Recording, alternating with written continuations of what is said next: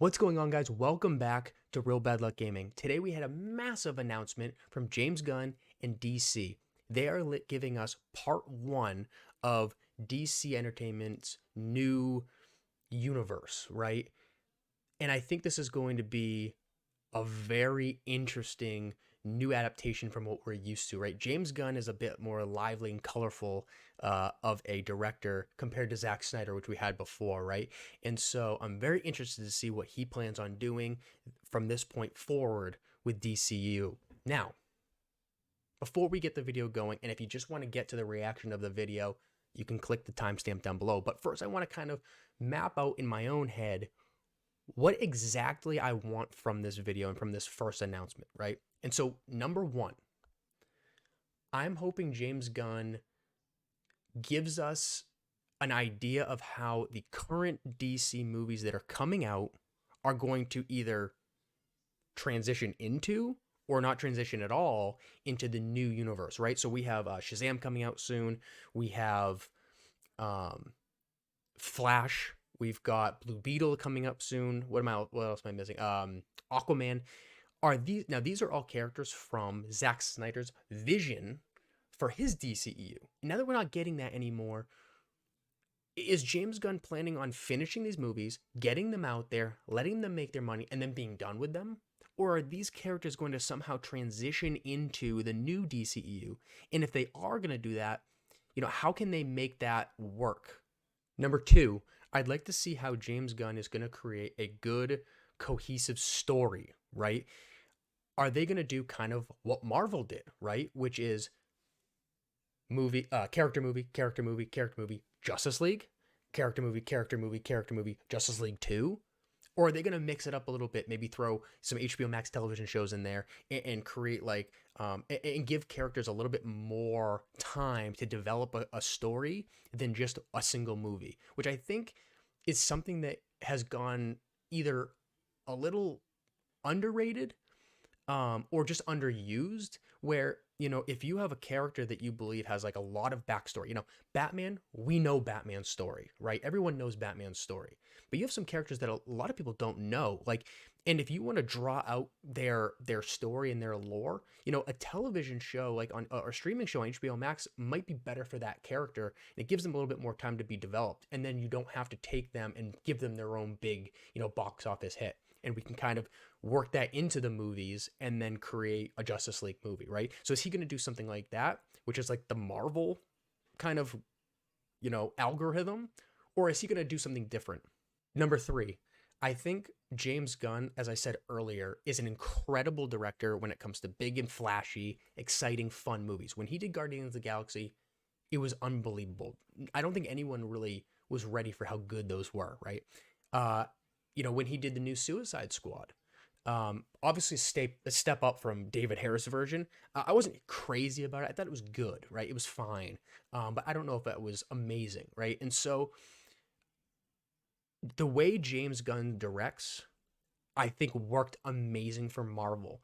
But can he transition into a darker and grittier DCEU? And if he cannot, who is he going to put behind the camera and in front of the director's book and can write good, dark, gritty stories? Because that's what I want typically when I go see a DC movie. So how is he going to transition, different directing and writing styles to make one cohesive, good story that when I watch all of them together, it's not multiple movies. It's a chapter in a story. So those are the three big things that I'm really looking forward to in this video, and I'm hoping that they touch base on. I obviously know that they're going to really reveal some of the big projects coming soon, but let's see if it's what we all think it's going to be or if it's something that's totally different. Hey everybody, I'm James Gunn. I'm the co-CEO of DC Studios. So as many of you know, DC has been disconnected in film and television for a long time. And That's an understatement.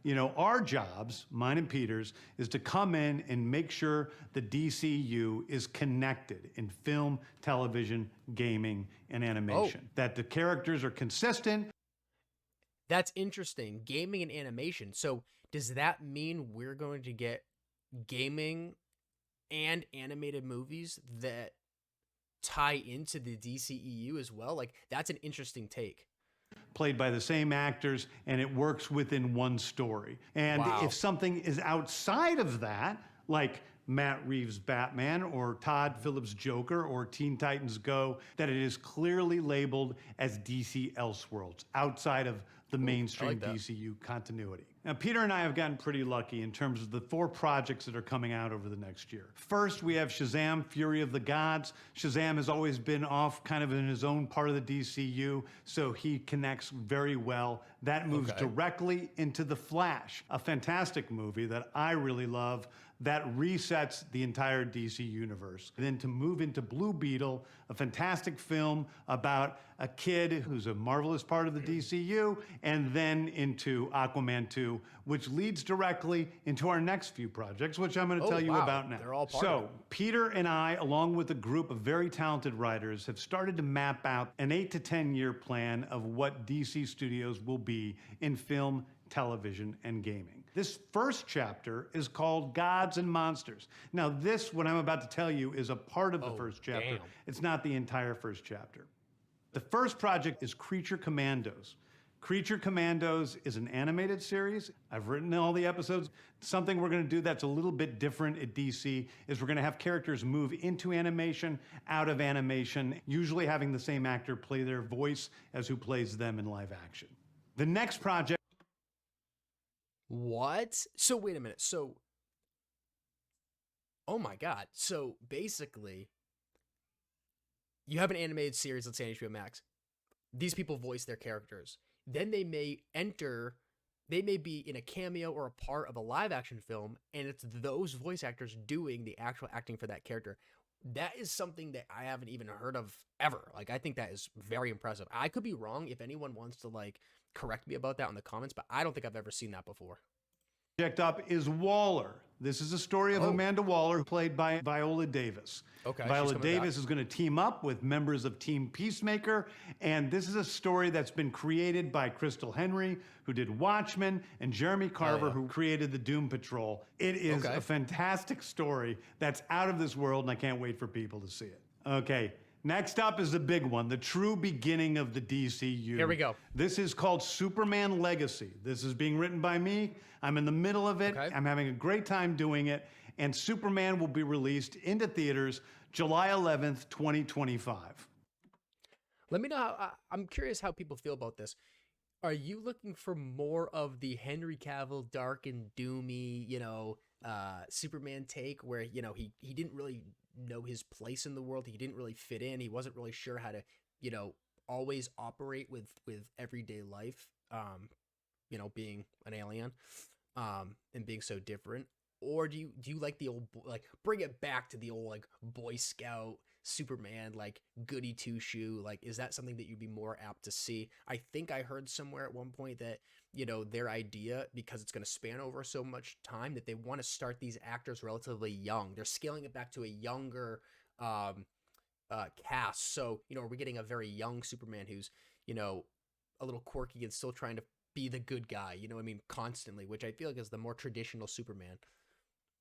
Okay, the next thing is a big premiere HBO television series called Lanterns. This is a story of a couple of Green Lanterns, Jon Stewart and Hal Jordan, and we have a few other Lanterns peppered in there, but this is really a terrestrial-based TV show, which is almost like True Detective with a couple of Green Lanterns who are space cops watching over Precinct Earth. In it, they discover a terrifying mystery that ties into our larger story of the DCU. Interesting. So first of all, Jon Stewart, my favorite Green Lantern by far. I've always wanted a Jon Stewart story, so I'm very excited about that. But having a couple different Green Lanterns, having it more of like a detective kind of thing, I think is super interesting. I love that. And what they just said is the HBO, or what he just said was the HBO series of that, they discover something that ties into the whole picture, which I'm going to assume is going to be, like a dark side, maybe a Brainiac, something big, right? And so it's going to tie into that. So you're going to have to watch the movies, the television shows. You're going to have to watch them all to follow the story. And I'm okay with that. Next is a big movie called The Authority. The Authority is a passion project of mine. It's based on the marvelous Wildstorm characters we are now bringing into the DCU and will interact with all of our primary DCU characters. Wow. The Authority are a group of superheroes who think the world is broken and they want to fix it by any means necessary. I think it's a very different look at superheroes. We're doing a television series called Paradise Lost. I think Authorities is going to be interesting because to me it almost sounds almost like an not like anti-hero, but like we're superheroes, right? And we believe that the world is garbage, so like we can only fix it by means of maybe, you know, violence or a more authoritarian, you know, direction. I get a feeling there's going to be conflict there with like Superman and Batman and all of them. Paradise Lost is the story of Paradise Island, usually known as Themyscira, which is the birthplace of Wonder Woman. It's almost like Game of Thrones with Westeros, but with all of the inhabitants of Paradise Island. The introduction of the DCU's Batman is The Brave and the Bold. The Brave and the Bold is the story of Batman and his actual son, Damian Wayne. This is based on Grant Morrison's great comic book run. Damian Wayne is my favorite Robin. He's a little assassin who Batman tries to get in line, and so this is the story of the two of them and the beginning of sort of the Bat family in the DCU. Wow. That's an interesting take. I'll be curious to see who they cast as Batman and how old he's going to be and all that kind of stuff. If he's already like a dad, you know, obviously if they're using Damian Wayne as the Robin, we're going to have Ra's al Ghul. We're probably going to have Talia in there. The Lazarus Pit is going to probably play into something at some point. So maybe a Red Hood film. That would be ideal. That's what I would really want. So let's see what they say. Next up is a TV series called Booster Gold. Booster Gold is one of comics' really popular cult heroes. He is a fascinating guy. He's a loser from the future who uses future technology to come back to present day and become a superhero so that people will love him. It is basically the superhero story of imposter syndrome on an HBO Max series. I can see James Gunn doing good with Booster Booster from last Gold. year was Tom King's run on Supergirl, Woman of Tomorrow. And so we're going to turn that into a big science fiction epic film. Now, Superman is a guy who was sent to Earth and raised by loving parents, whereas Supergirl in this story, she is a character who was raised on a chunk of Krypton. She watched everybody around her perish in some terrible way, so she's a much more jaded character. Damn. And that brings me to Swamp Thing, the last thing we're going to talk about. A very dark horror story in the origins of the monster who is Swamp Thing. And although it's totally outside of the rest of the DCU, it will still feed into the rest of the stories. Anyway, those are the stories that I can tell you about right now. I've loved the DC characters since I was a child. They're incredibly important to me. I knew that this was a once-in-a-lifetime opportunity to do something very different. One of the things that's very important for me in all of these movies and TV series is that the director's vision and the vision of the writers and all of the creators is unique and something special. Storytelling is always king. That's all that matters to us. And I want to be true to those stories. I want to be true to you guys and really give you something different than you've ever seen before. Anyway, thank you, everybody. I appreciate you watching. I hope this was exciting for you because it's really exciting for me. And I can't wait to start to dive into these stories with you guys on this grand adventure. Thank you so much. So that was much more in-depth, I think, than I thought I was going to get. Like you said, too, it wasn't the entire first slate here, but it was a good chunk, part one of it. And so I think that they're going to be up to a good start. You know, I put it up over here. So, you know, Creature Commandos, Superman Legacy, Waller, The Authority, Booster Gold, Brave and the Bold, Lantern, Supergirl, Paradise Lost, and Swamp Thing. It kind of like what I said in the beginning of the video, it's like just like James Gunn to introduce something completely different, right? I mean, obviously Superman, Batman. I'm assuming Paradise Lost is probably going to have some sort of transition or introduction to Wonder Woman. But having, you know, Creature Commandos, The Authority, even introducing Supergirl really early like this, I think are like interesting takes. And of course, you know, I think the most interesting is going to be Swamp Thing and seeing how that's going to tie in to this new universe. And Booster Gold, I actually can't wait for that one. That is something that I feel like is right up James Gunn's alley. What do you guys think? Let me know in the comments. Like, what are your opinions of this? How do you feel about James Gunn taking over from Zack Snyder? How do you feel about his direction so far? What do you think these movies are going to be like in terms of, you know, kind of their overall lore, the environment, the, you know, how their characters are written? Are we going to go younger? Are we going to have, you know, kind of already established characters, or are we going to get more lore? And then the Brave and the Bold story, you know, that's it. That's the interesting one, because it said, you know, the way they talked about Superman, he kind of talked about it as if he's like kind of new still. You know, talking about Paradise Lost, that's a new to Wonder Woman thing.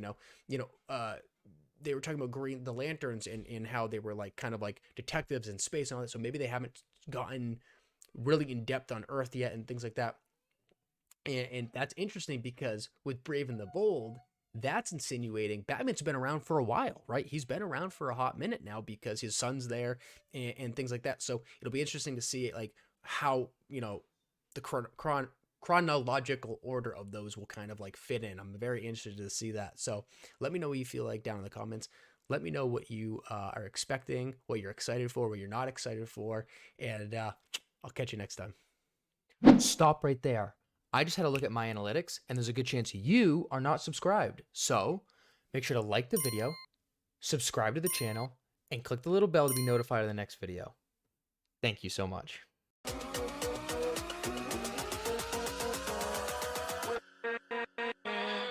With